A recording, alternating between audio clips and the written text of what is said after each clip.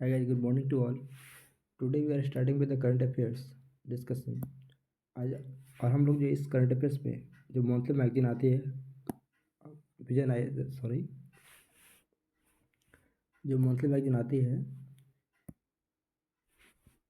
वो ले इसकी उसको हम लोग डिस्कस करेंगे। और हमारा जो मेन फोकस होगा इस करंट अफेयर्स डिस्कशन में हम लोग सिर्फ जो है अवली IAS का जो करंट अफेयर्स मैगजीन है अक्टूबर मंथ का करेंगे। और हमारा जो मेन फोकस होगा प्रीलिम्स बेसिस पे होगा, ठीक है। इसमें हम लोग प्रीलिम्स बेस्ड फैक्ट्स डिस्कस करेंगे जो कि आप UPSC या फिर अदर एग्ज़ाम में भी इसको यूज कर सकते हैं। आप इसको अगर UPSC या अदर एग्ज़ाम में भी काम आ सकता है, इसलिए जो है हम लोग डिस्कस करेंगे। और इसमें जब बेसिकली हम लोग अक्टूबर मंथ से स्टार्ट कर रहे हैं, अक्टूबर फिर हम लोग बैकवर्ड वे में चलेंगे, अक्टूबर सितंबर ऐसे करके अप टू जनवरी जो है अप टू जनवरी 2022 तक हम लोग इस मैगजीन को डिस्कस करेंगे। Every day you can expect this time only the current affairs can be published by 5 AM in the morning, okay। तो हम लोग स्टार्ट करते हैं आज का टॉपिक। सबसे पहला हमारा जो टॉपिक होगा वो इकोनॉमी से रिलेटेड है, इकोनॉमी से होगा। और हर दिन हम लोग 15 to 20 जो करंट अफेयर्स है ये इससे ज़्यादा भी डिस्कस करेंगे। और आप जो है इस करंट अफेयर्स को सुनकर इसके बाद फिर आप हमारे चैनल से या फिर ओनली आज का जो चैनल है वहाँ से आप इस PDF को डाउनलोड कर लेंगे और एक बार आप उसको एडिट करेंगे तो आपको ये चीज़ें याद हो जाएंगी, ठीक है। तो स्टार्ट करते हैं आज का डिस्कशन।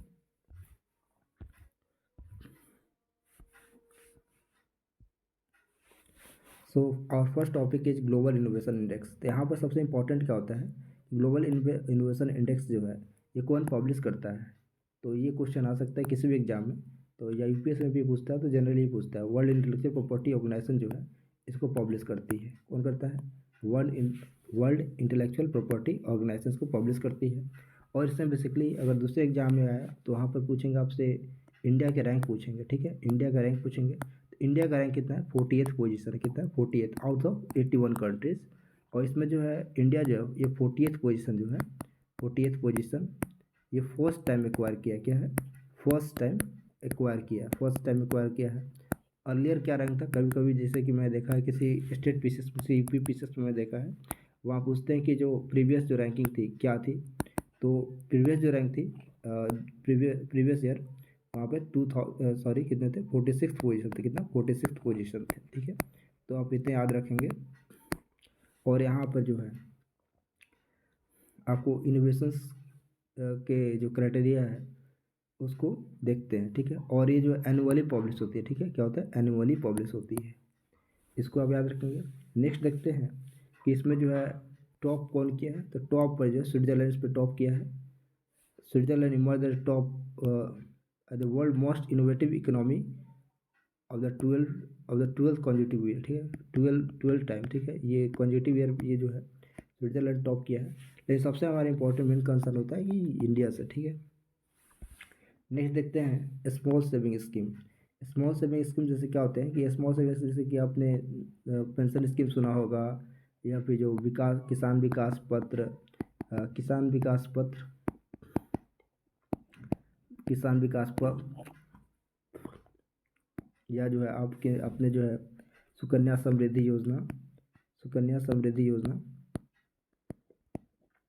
इसमें क्या होता है, बेसिकली सरकार जो है आपसे कुछ डिपॉजिट लेती है और वो जो डिपॉजिट होता है बेसिकली उस पर आपको कुछ इंटरेस्ट मिलते हैं। कुछ ईयर के बाद जो 3-5 समथिंग ईयर के बाद आपको जिस कुछ इंटरेस्ट मिलते हैं। तो ये जो है ये स्मॉल सेविंग स्कीम होते हैं, ठीक है। तो ये बेसिकली स्मॉल सेविंग स्कीम जो है, या अगर यहाँ से क्वेश्चन उसको पूछना होगा UPSC को तो पूछेगा कि स्मॉल सेविंग स्कीम जो है, स्मॉल सेविंग स्कीम किस किस आर्टिकल के जो किस अकाउंट में जो है, in which account it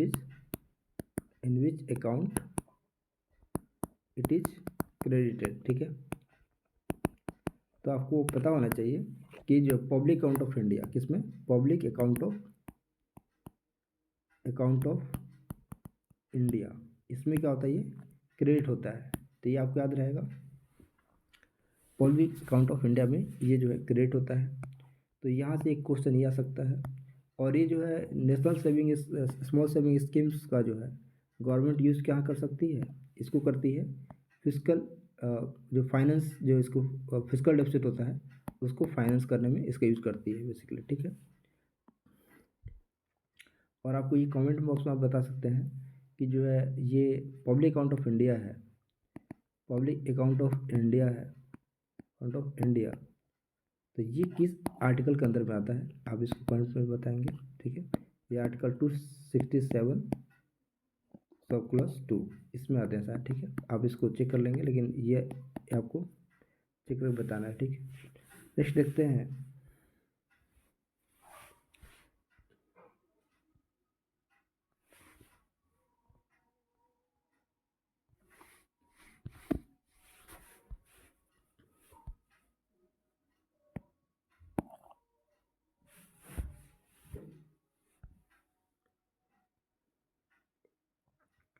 next हमारा जो टॉपिक है वो है भावनगर सीएनजी टर्मिनल। तो ये बेसिकली आपको याद रखना है वर्ल्ड का फर्स्ट सीएनजी टर्मिनल जो है कहाँ बना है, तो भावनगर गुजरात में बना है। कहाँ पर? भावनगर गुजरात में वर्ल्ड का फर्स्ट सीएनजी टर्मिनल।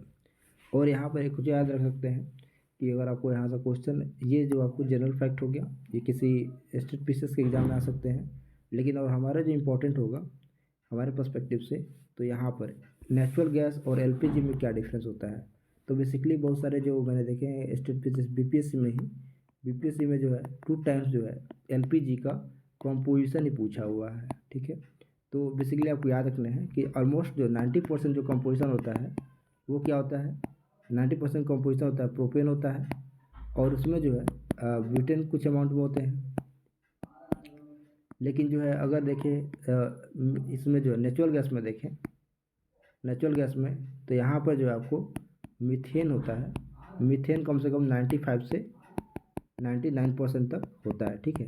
ये आपको 98-99% तक होता है मीथेन, ठीक है, नेचुरल गैस में। तो ये आपको याद रखना है। तो एलपीजी और एनजी नेचुरल गैस में ये आपको डिफरेंस इम्पोर्टेंटली आपको याद रखना है, ओके। नेक्स्ट अगर आप देखेंगे कि यहाँ पर जो दूसरा टॉपिक है textile listed in UNESCO document, ठीक है। Textile listed in the UNESCO document.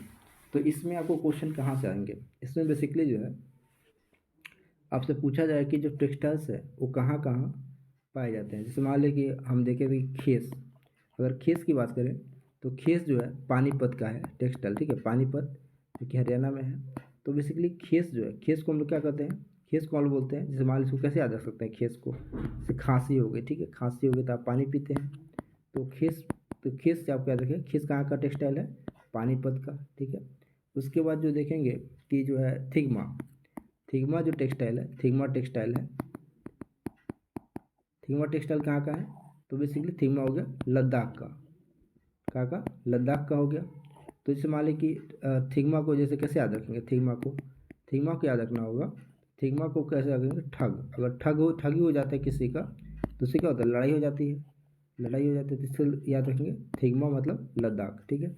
Next अगर देखें अवध जमदानी, औध जमदानी, ठीक है, औध जमदानी कहाँ का है, औध जमदानी आपको जो है वाराणसी का है, कहाँ का, वाराणसी।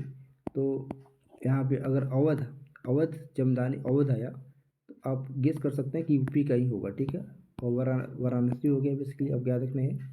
नेक्स्ट हम देखेंगे जो है साउथ इंडिया में, साउदर्न इंडिया में जो है, साउदर्न इंडिया में तो जैसे इक्कल हो गया, इक्कल हो गया, इक्कल हो गया, और इसको बोल सकते हैं बंजारा एम्ब्रॉयडरी, एम्ब्रॉयडरी, बंजारा, बंजारा, और लंबाड़ी, लंबाड़ी, ठीक है। तो ये कहाँ का है, तो ये आपको कर्नाटका का, कहाँ का, कर्नाटका का। इक्कल हो गया कर्नाटका, इक्कल, बंजारा और लंबाड़ी हो गया टेक्सटाइल कहाँ का, कर्नाटका का। और हो गया आपके पास टोडा, टोडा और सुनगढ़ी एंड सुनगढ़ी, सुनगढ़ी जो है, और टोडा ट्राइब कहाँ मिलते हैं, तमिलनाडु। तो यहाँ पर क्या आ जाएगा, तमिलनाडु में, ठीक है, कहाँ का, तमिलनाडु का होगा। उसके बाद यहाँ पर हिमरू विप्स, हिमरू कहाँ का है, हिमरू जो है, हिमरू विप्स जो है बेसिकली ये आपको है हैदराबाद का, ठीक है, हैदराबाद का है। और हिमरू आपको जो है महाराष्ट्र में भी होता है, क्या, महाराष्ट्र में भी, महाराष्ट्र, महाराष्ट्र, महाराष्ट्र में भी होते हैं। तो आपको याद रखने हैं।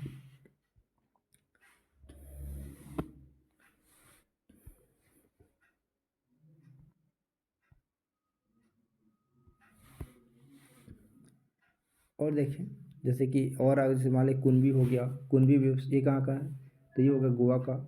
मसरू एंड पटोला, मसरू एंड पटोला कहाँ का है, गुजरात का, तो ये आपको इंपॉर्टेंट है। मसरू पटोला गुजरात का, कुनबी भी कहाँ का है, गोवा का है। यहाँ पर गरज कोइराला, ठीक है, गरज कोरियाल, गरज कोरियाल जो है, कोरियाल, ठीक है, तो ये कहाँ का हुआ, वेस्ट बंगाल का, कहाँ का, वेस्ट बंगाल का। और एक है अपने पास बंधा, बंधा ट्राइब, बंधा ट्राइब जो हो गया, बंधा, बंधा टाई, बंधा टाई कहाँ का है, ये हो गया उड़ीसा का, उड़ीसा में कहाँ, संबलपुर, ठीक है, तो आपको याद रहेगा। तो हमने क्या क्या डिस्कस किया, इंपॉर्टेंट वन देख ले तो देखिए खास, अगर मान लें कि यूपीएससी को क्वेश्चन बनाना होगा यहाँ से, अगर यूपीएससी क्वेश्चन बनाती है तो आपसे पूछ सकती है कि खास, खेस, सॉरी खेस, khes Kunbi, khes Kunbi and Himroo, Himroo sometimes seen in news, seen in news are, यहाँ दे देगा wind, type of wind, type of wind, ठीक है, जैसे कि टाइप ऑफ विंड से आपने देखा हो, सिरोको नाम सुना होगा आपने, टाइप ऑफ विंड दे देगा, या फिर टेक्सटाइल, टेक्सटाइल, या फिर दे देगा इसको method of, method of water harvesting. तो आपको यदि पता होगा तो आप यहाँ पर टेक्सटाइल्स को टिक करेंगे, तो यहाँ से क्वेश्चन बन सकते हैं, पोटेंशियल क्वेश्चन बन सकते हैं यहाँ से, ठीक है। तो नेक्स्ट और देखेंगे, नेक्स्ट जैसे देखेंगे कि भारत स्किल प्लेटफॉर्म, ये हमारा 5th नंबर में है। तो भारत स्किल प्लेटफॉर्म बेसिकली जो है किसको लॉन्च किया गया है, ये लॉन्च किया गया director general of training of the ministry of skill development entrepreneurship. तो ये क्वेश्चन बेसिकली यहाँ से नहीं बनेगा, अगर यहाँ से क्वेश्चन बनता भी है तो वो आपसे पूछेंगे कि इसका जो पर्पस क्या है बेसिकली, तो इसका पर्पस है कि जो आपको एक प्लेटफॉर्म होगा, एक प्लेटफॉर्म तैयार करना, वहाँ पे बहुत सारे जो कंटेंट्स होंगे, कंटेंट्स बुक्स हो गए, या फिर नोट्स हो गए, या फिर वीडियोस, ये आपको जो है वहाँ प्रोवाइड कर दिए जाएंगे, ताकि जो है जो लर्नर्स हैं वहाँ से लर्न करके अपने स्किल को बूस्ट करें, ठीक है, स्किल बूस्ट हो जाएगा। तो इसका मेन पर्पस है, तो आपको अगर पूछना हो तो ये पूछेंगे इसका पर्पस, और नहीं तो इसको पूछना हुआ तो अगर किसी जनरल एग्जाम है तो ये पूछ सकते हैं, डायरेक्टर जनरल ऑफ ट्रेनिंग के द्वारा ministry of skill development entrepreneurship, ठीक है, ज़्यादा इंपॉर्टेंट नहीं है ये, आप इसको नेगलेक्ट भी कर सकते हैं। नेक्स्ट अपने पास वंदे भारत 2.0। एक्चुअली वंदे भारत ट्रेन जो है हमने सुना था ट्रेन 18 को बोलते हैं, ठीक है, ट्रेन 18 को बोलते हैं।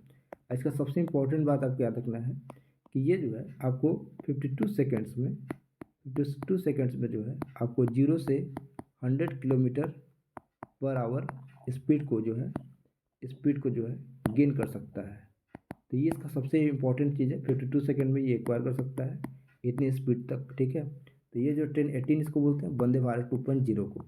तो यहाँ से यही इम्पोर्टेंट पॉइंट है, आप इसको याद रखेंगे, बाकी तो जनरल पॉइंट है, ज़्यादा इम्पोर्टेंट नहीं है वो। नेक्स्ट अपने पास कार्ड टोकनाइजेशन, ठीक है, तो कार्ड टोकनाइजेशन क्या है इसको देखें।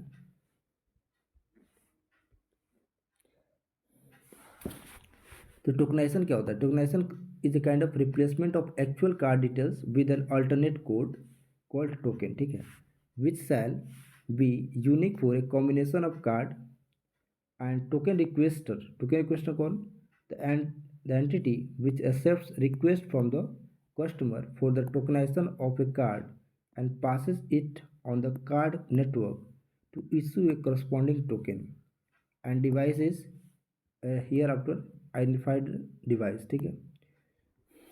इससे मान लीजिए कि बेसिकली क्या होता है ना कि हम लोग जब भी कुछ परचेज करते हैं अमेजन से या फ्लिपकार्ट से, तो हम लोग जो वहाँ पे हमेशा जो कार्ड डिटेल्स देते हैं, ठीक है, कार्ड डिटेल्स देते हैं, जब कार्ड डिटेल्स देते हैं तो हमें वहाँ पे जो है बेसिकली वो कार्ड डिटेल्स जो है, कार्ड डिटेल्स वहाँ स्टोर हो जाते हैं, ठीक है, स्टोर हो जाते हैं, और जिससे कि हम लोग पेमेंट तो कर जिससे जो हम लोग पेमेंट पेमेंट करते हैं, ठीक है, पेमेंट जब भी हम लोग कोई परचेज करते हैं, whenever we purchase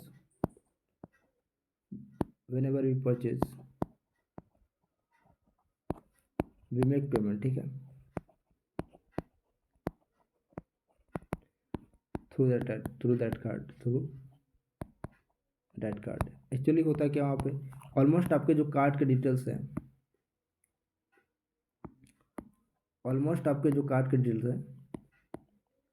card details store होता है वहाँ पे। और जब पूरे कार्ड डिटेल्स स्टोर है, सिर्फ आपको वहाँ से, आप वहाँ क्लिक करेंगे तो पासवर्ड आता है और उसको आप पेमेंट वहाँ से हो जाता है। तो मान लीजिए किसी को अगर एक्सेस हो गया वो, ठीक है, किसी को एक्सेस हो गया ये पूरे जो आपके डिटेल्स, ठीक है, तो आपको अगर मोबाइल पर सिर्फ आपको पासवर्ड कहीं से भी वो उसको मिल जाए तो पेमेंट कर सकता है। लेकिन वही अगर मैं बोलूँ टोकनाइजेशन सिस्टम आ जाएगा, टोकनाइजेशन सिस्टम आ जाएगा, उससे क्या होगा, आपके पास एक टोकन नंबर आपको जनरेट होगा। अगर टोकन नंबर मान लें कि मैंने अमेजन पर मैंने कुछ परचेजिंग की है, तो मैं क्या करूँगा, कार्ड डिटेल्स तो पहले भरने पड़ेंगे, लेकिन जब मैं पेमेंट कर जाऊँगा तो वहाँ से मुझे टोकन जनरेट करने का ऑप्शन आएगा। जब टोकन जनरेट हो जाएगा तो वो चीज़ जो है वहाँ पे सेव हो जाएगी, टोकन नंबर, और वहाँ से जो बेसिकली हम लोग परचेज कर सकते हैं। इससे क्या है, हमारा जो कार्ड डिटेल्स है वहाँ पे सेव नहीं रहेगा, जिससे कि जो कि वहाँ से जो फ्रॉड होते हैं वो नहीं हो पाएगा, ठीक है। तो यहाँ से सबसे इम्पोर्टेंट बात ये टोकनाइजेशन से यही है। तो टोकनाइजेशन से ज़्यादा आपको यहाँ से क्वेश्चन अगर पूछागा भी तो बेसिकली आई डोंट थिंक यहाँ से क्वेश्चन बने, अगर पूछा तो ये एक्चुअल यहाँ बेनिफिट पूछ सकते हैं, टोकनाइजेशन से क्या बेनिफिट्स हो सकते हैं। अगर यूपीएससी में क्वेश्चन है तो उससे बेनिफिट से पूछेंगे। तो बेनिफिट क्या होता है कि मोर सिक्योर होते हैं और aids in the merchants in delivering the consistent user experience, ठीक है।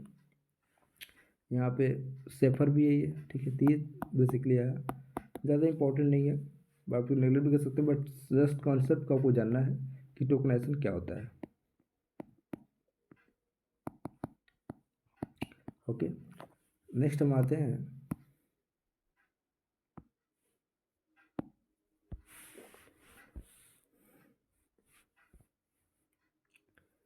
टेलीकॉम डेवलपमेंट फंड, ठीक है। टेलीकॉम डेवलपमेंट फंड क्या होता है, तो टेलीकॉम डेवलपमेंट फंड बेसिकली जो है, जो अभी जो बेसिकली टेलीकॉम डेवलपमेंट फंड जो है ये, इसका जो अगर पूछना होगा यूपीएससी या फिर किसी भी यूपीएससी या फिर किसी स्टेट पीसीएस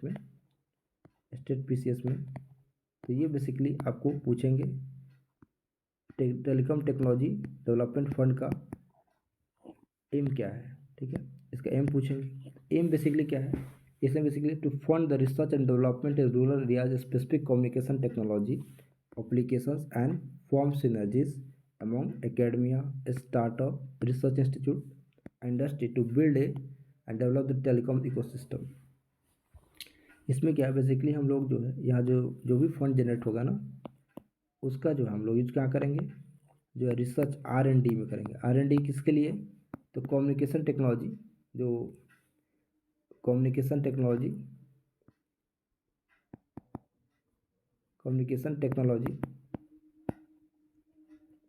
जो रूरल स्पेसिफिक है, कहाँ रूरल स्पेसिफिक है,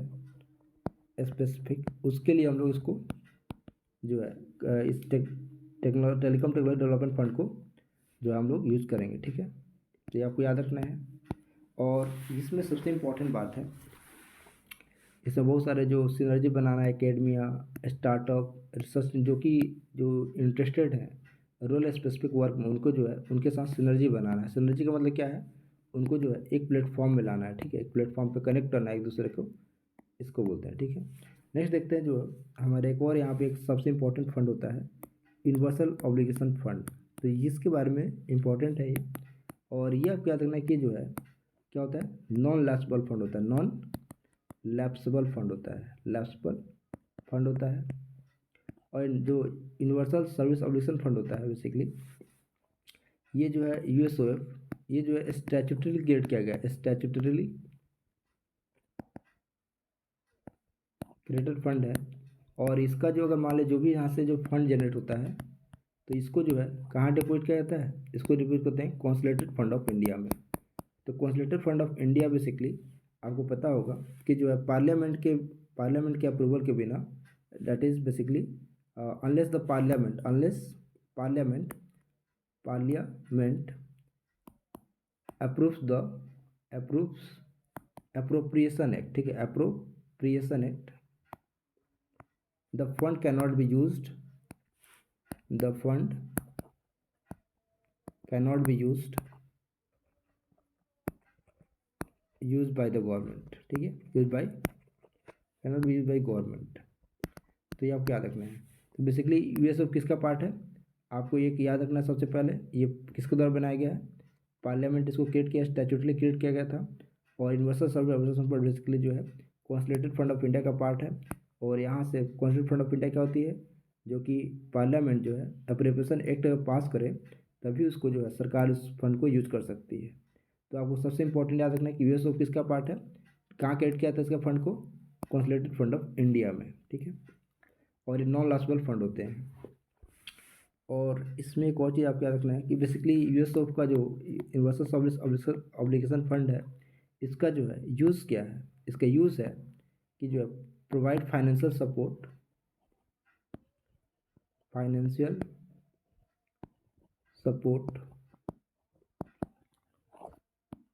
for the provision of telecom services commercially unviable in rural and remote areas in the country.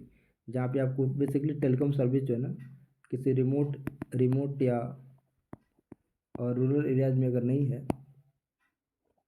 तो वहाँ इसको जो है एक्सटेंड करना है, ठीक है, एक्सटेंड करना है। तो ये basically universal service obligation fund का जो है एम है, ठीक है। और ये पार्लियामेंट को बनाया गया था, कब बनाया गया था, अप्रैल 2002 में, ठीक है। और किस एक्ट के through, Indian telegraph amendment act 2003, ये भी आपको याद रखना है, ये यूपीएस से पूछ सकते हैं कि that universal service obligation fund has been created under the telegraph amendment act 2003। तो ये आपको याद रखना है, ओके। नेक्स्ट आपको याद रखना है इसमें जो है, ओके, ये ज़्यादा इंपॉर्टेंट है। इसका जो एम ऑब्जेक्टिव क्या है, ऑब्जेक्टिव ये वाला याद रखना है। दूसरा कि जो पार्लियामेंट इसको क्रिएट किया था, ये इंडियन टेलीग्राफ अमेंडमेंट एक्ट 2003 के अंदर में। और इसके बारे में जो फंडिंग पैटर्न है, universal obligation fund, consolidated fund of India and appropriation by the parliament, ठीक है। नेक्स्ट देखते हैं,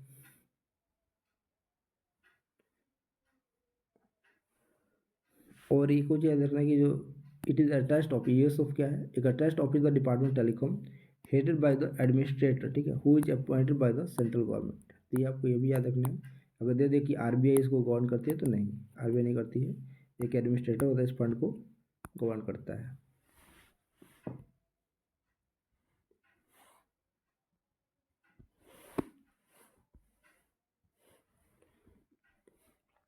नेक्स्ट जो हमारा टॉपिक है बेसिकली वो जो है एक बायोमास को फायरिंग से रिलेटेड है, ठीक है, बायोमास को फायरिंग।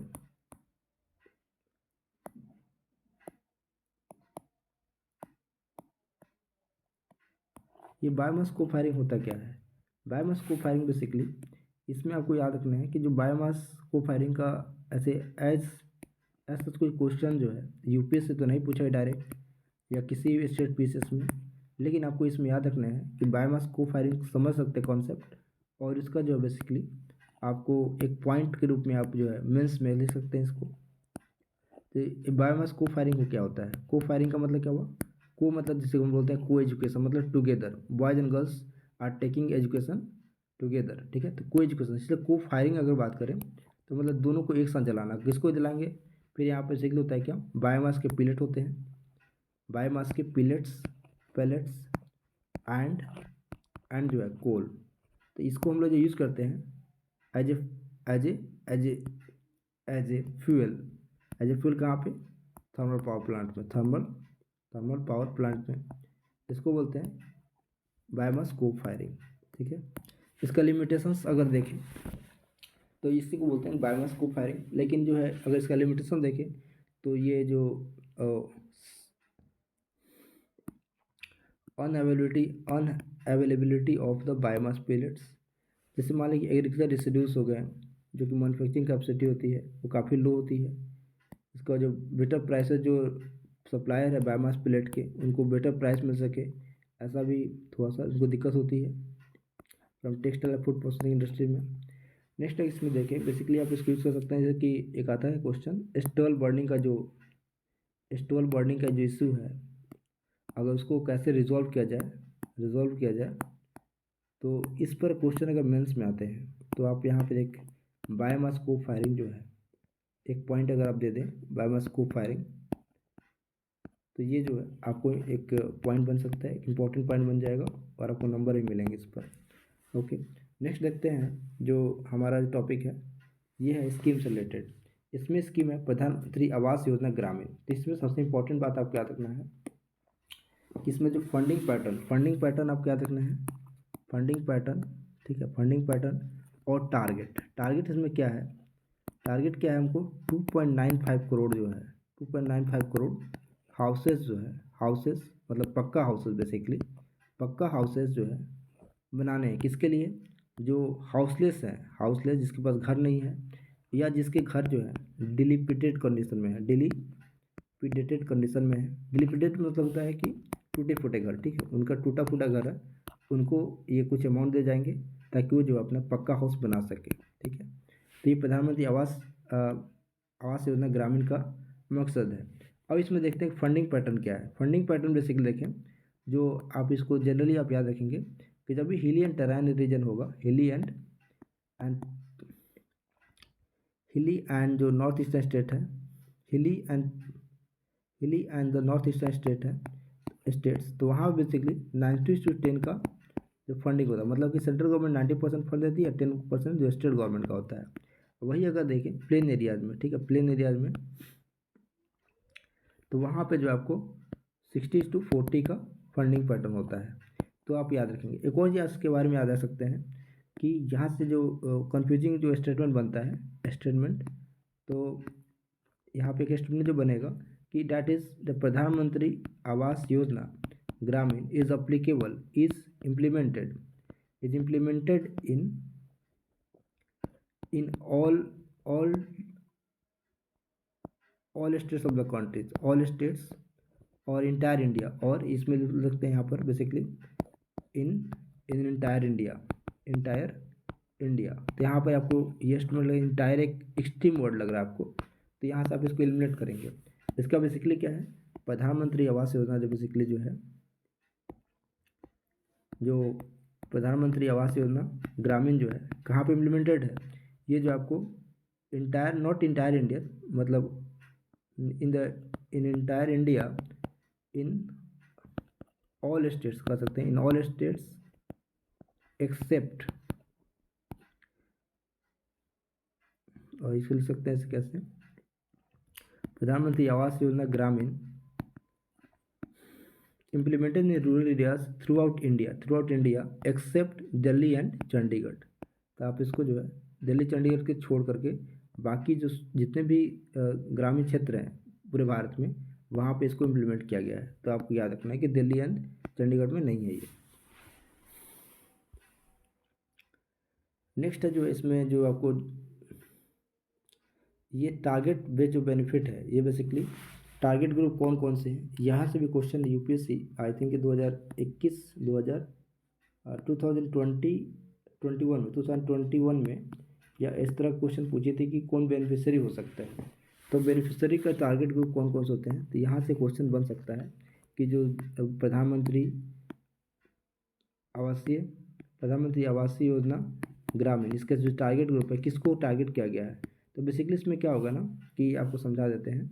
इससे प्रधानमंत्री आवासीय योजना ग्रामीण में बेसिकली क्या होगा कि जो सोशियो इकोनॉमिक कास्ट सेंसस जो उपलब्ध है, वहाँ से जो है हम लोग बेनिफिशरीज़ को जो है आइडेंटिफाई किया जाएगा, ठीक है, ताकि जो है बेसिकली जो जिसको जो ज़रूरतमंद है प्रायोरिटाइज़ किया जाएगा, जिसको नीडफुल पर्सन है उसको दिया जाए, जिसको नीडेड है, एक्सट्रीम नीडेड है, उसको प्रेजेंट किया जाए। लेकिन ये प्रायोरिटी जो कौन डिसाइड करेगा किसको दिया जाए, तो ये जो है काम होगा, प्रायोरिटी किसको दिया जाए ये किसको कौन डिसाइड करेगा, तो ग्राम सभा को एम्पावर किया गया है कि आपको जो है आज से सच बेनिफिशरीज़ को जो है सच बेनिफिशरीज़ को आपको आइडेंटिफाई करने हैं, ठीक है, इनको प्रायोरिटाइज दिया जाए, ठीक है। ओके, अगर किसी को मान लिया कि और कुछ चेंजेस लाने उसके जो बेनिफिशियरी में, तो ग्राम सभा ही जो है writing with the reason any alteration of priority in the original list, अगर जो यहाँ जो ओरिजिनल लिस्ट तैयार की गई उसको जो दिया जाएगा ग्राम सभा को, ग्राम सभा करेगी आइडेंटिफाई बेनिफिशरीज को जिसको पहले बेनिफिट नहीं मिल सका है या फिर जो इलिजिबल है उनको हटा करके बाकी जो फाइनल लिस्ट तैयार किया जाएगा, और उसमें से जो बेसिकली अगर कुछ अल्टर करना होगा तो ग्राम सभा को बेसिकली फिर से इम्पावर किया गया कि आप जो है राइटिंग में रीज़न देंगे कि इसको किसको हटा सकते हैं, ठीक है, और कुछ चेंजर लाना है तो। और इसके कुछ फीचर्स देख लेते हैं। फीचर्स में क्या बेसिकली कि जो 90 से 95 डेज जो है अनस्किल्ड लेबर फॉर मनरेगा जो है आपको मिलेगा, और आप अगर बेनिफिशियरी इसके तो अदर क्या है लोन आपको मिलेगा 70,000 तक का, ठीक है, for construction of the houses which is optional, and funds क्या है transfer electronic directly to the account of the beneficiaries, ये जो बेनिफिट्स आपको होंगे डायरेक्टली आपको अकाउंट में जाएंगे, ठीक है, इसके अंतर्गत में।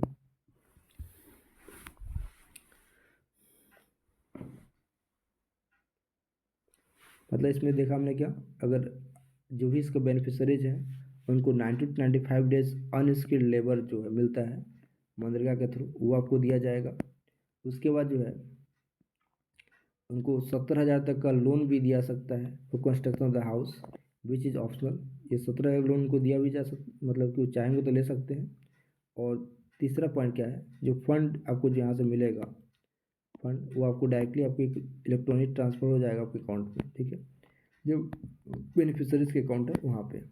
तो ज़्यादा इंपॉर्टेंट यहाँ से नहीं होगा, बट ये एक ऑप्शन के रूप में अगर बनाना होगा कि जब beneficiaries also entitled to get the unskilled labour from the MNREGA, तो यहाँ से ये क्वेश्चन बनेगा, तो आप उसको सही टिक करेंगे कि आपको यहाँ से प्रधानमंत्री आवास योजना की बात कर रहा है और फिर आपको यहाँ पर नरेगा की बात कर रहा है, मनरेगा की बात कर रहा है, तो यहाँ पर आप कन्फ्यूज हो जाएंगे कि ये इसका जो बेनिफिशियरी है इसका बेनिफिशियरी क्यों हो सकता है, तो जनरली हो सकते हैं, क्यों नहीं सकते हैं कि मनरेगा जो है कोई अगर व्यक्ति जो है अनस्किल्ड वर्क करना चाहता है तो कर उसके लिए जो है 100 डेज का एम्प्लॉयमेंट मिल सकता है, सरकार उसको देगी, चाहे किसी कम्युनिटी का हो, रिच हो या फिर पुअर हो, हर people every person can access this benefit of MNREGA, ठीक है।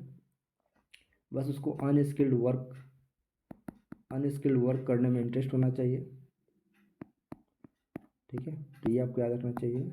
और ओके, इसमें कोई लिमिटेशन नहीं है कि आप आपके फैमिली में कितने लोग जो है इस जॉब को कर सकते हैं, इसमें कोई लिमिट नहीं है, कितने भी मेंबर आपके, अगर 10 मेंबर हैं 10 मेंबर चाहे तो और जो है मनरेगा के अंतर्गत में जो अनस्किल्ड वर्क है उसके लिए काम कर सकते हैं, ठीक है।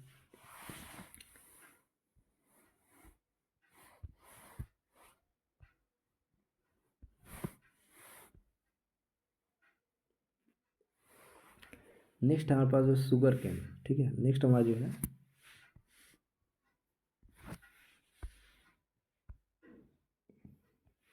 नेक्स्ट हमारा जो शुगर इंडस्ट्री से रिलेटेड है। तो बेसिकली जो इंडिया जो है अभी हाल ही में जो रिपोर्ट आया उसमें शुगर केन में क्या है, बेसिकली शुगर जो इंडिया जो है लार्जेस्ट प्रोड्यूसर एंड कंज्यूमर हो गया, कंज्यूमर है, ये आपको याद रखना point, largest producer and consumer of sugar है इंडिया, कौन, इंडिया। नेक्स्ट आपको याद रखना है कि जो शुगर में जो है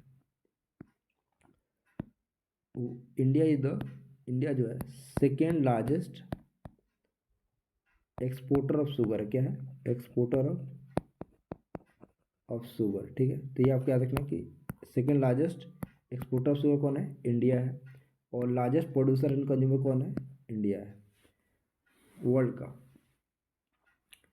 ठीक है। नेक्स्ट अगर देखें कि शुगर केन के लिए जो क्लाइमेटिक कंडीशन है, अगर यूपीएससी को पूछना होगा तो ये क्लाइमेटिक कंडीशन पर क्वेश्चन पूछेंगे, ठीक है। तो टेम्परेचर आपको याद रखने कितने होते हैं, 21 से लेकर 27 डिग्री सेल्सियस टेम्परेचर होते हैं रिक्वायरमेंट। और अगर बोले कि रेनफॉल कितना होता है, रेनफॉल आपको कितने होते हैं 75 to 100 सेंटीमीटर रेनफॉल की जरूरत पड़ती है। और सॉइल की बात करें तो सॉइल ऑलमोस्ट कोई भी सॉइल हो वहाँ ग्रो कर जाता है ये बेसिकली। और ये किस तरह का जो क्रॉप है, basically highly water intensive crop है, कल्टिवेटेड ऑफ ट्रॉपिकल एंड सब ट्रॉपिकल एरियाज में इसको जो कल्टिवेट कर सकते हैं, हाईली वाटर इंटेंसिव क्रॉप है, ठीक है। जैसे कि एक क्वेश्चन आप देखेंगे 2000 आई थिंक 2021 में क्वेश्चन आया था, उसमें 2021 में क्वेश्चन आया था और इसमें आपसे पूछा गया था कि जो है रेन फेड क्रॉप के बारे में पूछा गया था। तो उसमें basically highly rain fade crop कौन कौन है, तो वहाँ पे आपको शायद मिलेट्स जो है highly not highly rainfed crop, ठीक है, नॉट हाईली रेनफेड क्रॉप मतलब जिसमें जो है आपको पानी की जरूरत नहीं पड़ती ज़्यादा, तो मिलेट होते हैं, ठीक है। और हाईली अगर रेनफेड क्रॉप पूछेगा, अगर यूपीएससी को पूछना हो तो अब पूछेगा हाईली रेनफेड क्रॉप, तो आप यहाँ पे इसको अगर मिलेट्स का नाम दे देगा, उसमें शुगर कैन दे देगा, तो आप फिर आप इसको शुगर कैन ट्रीट करेंगे, ठीक है। हाईली वाटर इंटेंसिव क्रॉप है बेसिकली ये।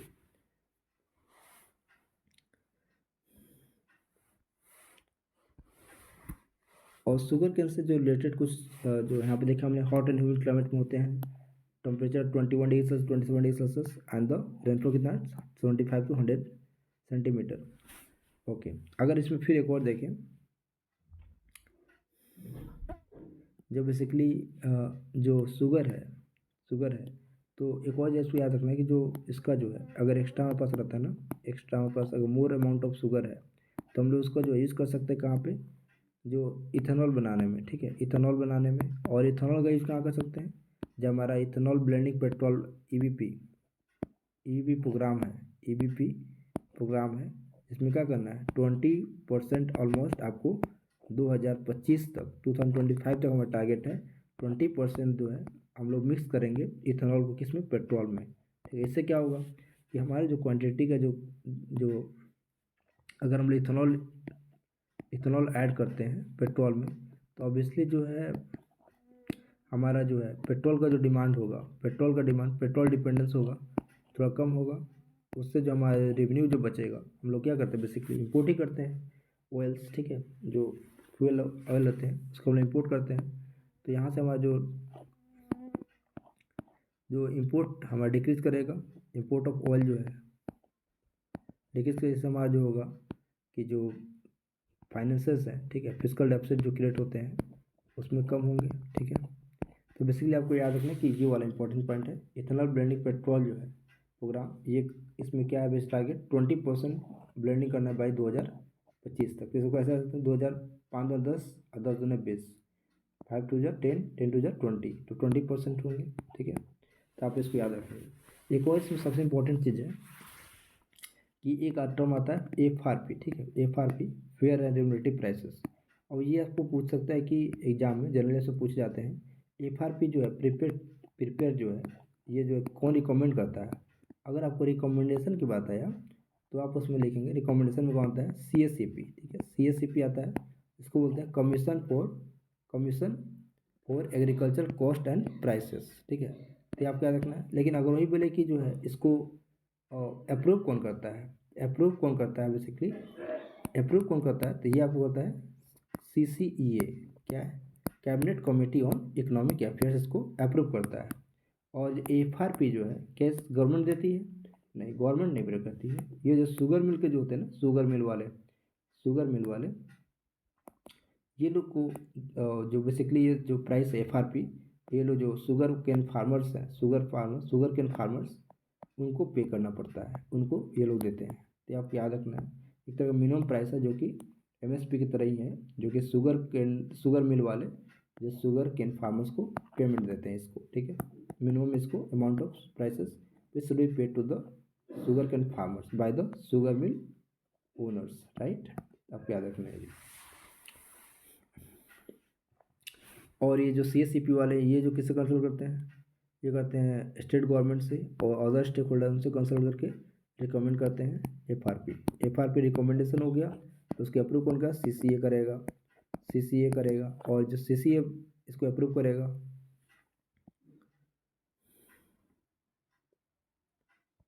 ओके। नेक्स्ट देखते हैं यहाँ पर डिजिटल सर्विस एक्ट है, तो ये आपको इम्पोर्टेंट नहीं है, यहाँ से क्वेश्चन नहीं आएगा, तो इसमें उसको छोड़ते हैं। नेक्स्ट अपने पास जो है हर स्टार्ट प्लेटफॉर्म, ये क्या बेसिकली हर मतलब क्या है, एक सम फीमेल, ठीक है, फीमेल को रिप्रेजेंट कर रहा है मतलब वुमेन को। और स्टार्ट मतलब क्या होता है, स्टार्टअप टाइप, ठीक है। तो बेसिकली इसमें जो है जो वुमेन इंटरप्रेन्योर्स हैं उनको सपोर्ट करने के लिए एक प्रोग्राम लॉन्च किया गया है। कहाँ पे? गुजरात में। ठीक है, तो बस यहाँ पे जो है आपको बस इतना याद रखना है कि ये वुमेन रिलेटेड स्टार्टअप प्लेटफॉर्म है। तो आपको बस इतना याद रखना है, ये क्वेश्चन आया तो आप गेस कर सकते हैं यहाँ से जनरली। ठीक है, नेक्स्ट है जो है आपके पास इंडिया मोबाइल कांग्रेस। तो इंडिया मोबाइल कांग्रेस के बारे में आपको क्या याद रखना है कि ये सिक्स एडिशन जो है इंडियन मोबाइल कांग्रेस का अभी ऑर्गेनाइज हुआ है। और ये एशिया का basically largest digital technology forum in Asia. ठीक है, IMC is consider as the largest digital technology forum in Asia. इसमें क्या होता है बेसिकली? इसमें basically it brings together the industry, government, academia and other ecosystem players to discuss the latest industry technological trend जो भी है उसके बारे में वो लोग डिस्कस करते हैं।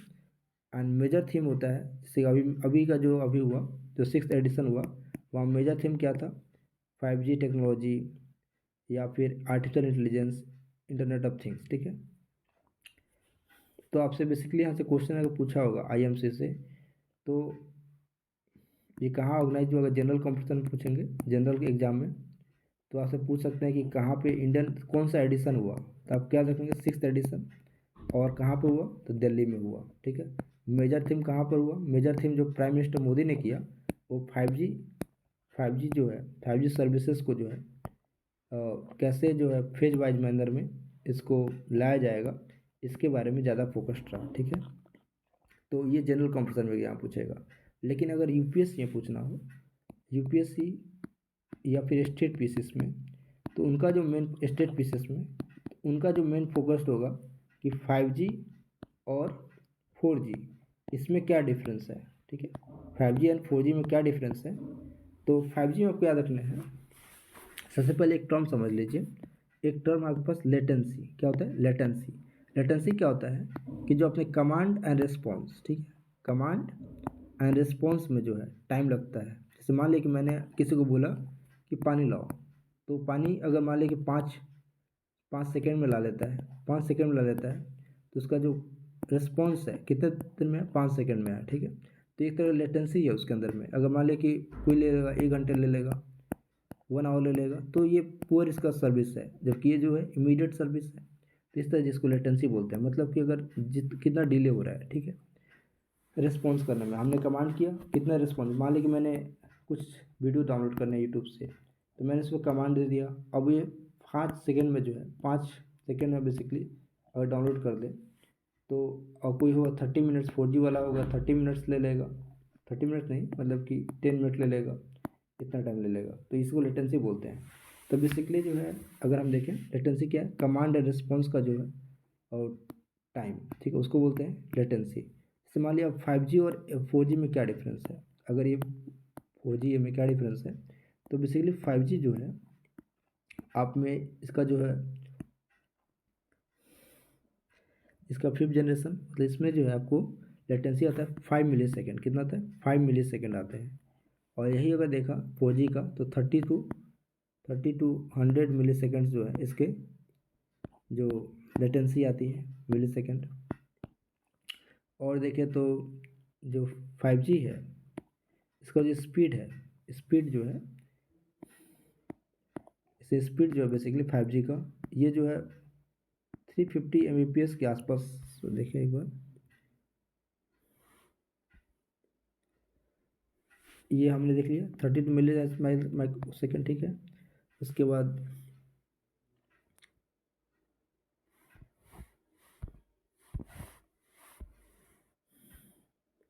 अगर स्पीड देखें तो जो 5G टेक्नोलॉजी है इसकी स्पीड है 300 Mbps के आसपास है। लेकिन वही 4G का जो स्पीड देखें तो कहाँ तक है? सब 40 to 50 Mbps स्पीड तक दे सकता है।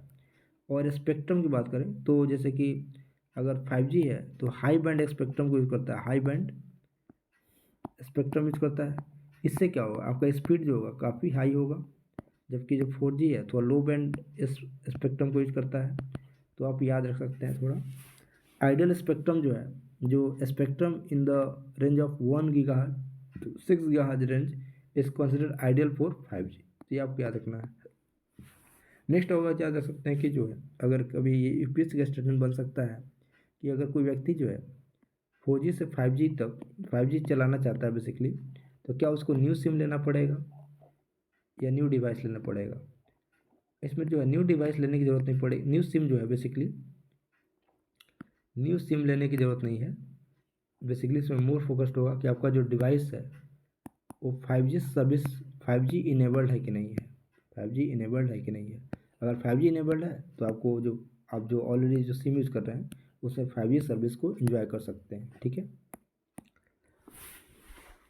तो so for today we'll stop here, and in the next class we'll discuss from the impossible trinity, और हमारा कंटिन्यू चलेगा ये 10 to 15 जो है 10 to 15 15 to 20 current affairs basically हम लोग डिस्कस करेंगे every day in the morning from this Prince perspective से। और फिर जो है ऐसे थोड़ी देर में मैं VNIS का मैगजीन भी डिस्कस करूँगा, और आप उसमें से एक टॉपिक एक या दो टॉपिक जो है वहाँ से डिस्कस करेंगे जो मेंस पर्सपेक्टिव से जो है उसको एनालाइज करेंगे। उसके बाद फिर दोपहर में हम लोग जो है जो दोपहर में जो है जनरल स्टडीज़ से रिलेटेड जो है जनरल स्टडीज़ के जो टॉपिक है कोई एक टॉपिक डिस्कस करेंगे। बेसिकली हम स्टार्ट करेंगे पेपर 1 से स्टार्ट करेंगे। ठीक है, paper 1 basically most neglected topic होते हैं, वहाँ से उसको स्टार्ट करेंगे। तो इस तरह से हम लोग कंटिन्यू करेंगे। So for to that's all for today, and thank you. You can subscribe my channel and for the further videos, and okay, thank you।